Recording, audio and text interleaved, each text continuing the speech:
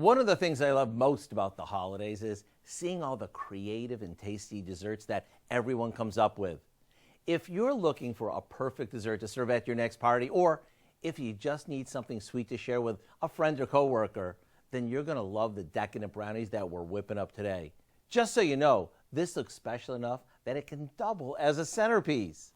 Here we have a boxed brownie mix that we baked in a 9x13 pan lined with foil. After it cooled, we popped it in the freezer for a few minutes to firm up. Now, we flip it out of the pan, remove the foil, and make 2 diagonal cuts starting at the top. This gets us our traditional Christmas tree shape. For the 2 side pieces, we place them together on a platter, like this, creating another brownie Christmas tree that's the exact same size. We frost this with some camp frosting that we dressed up by adding some mint extract and food coloring. Now, we place the other triangle on top, trim the edges, and frost the whole thing with the rest of the icing. After decorating our tree with all sorts of edible holiday candies and ornaments, it's ready to show off.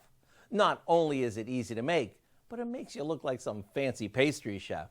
To get the recipe for our Christmas tree brownie, all you need to do is go online. I'm Howard with Kelly in the Mr. Food Test Kitchen, where today we found a tremendously sweet way for you to say, ooh, it's so good.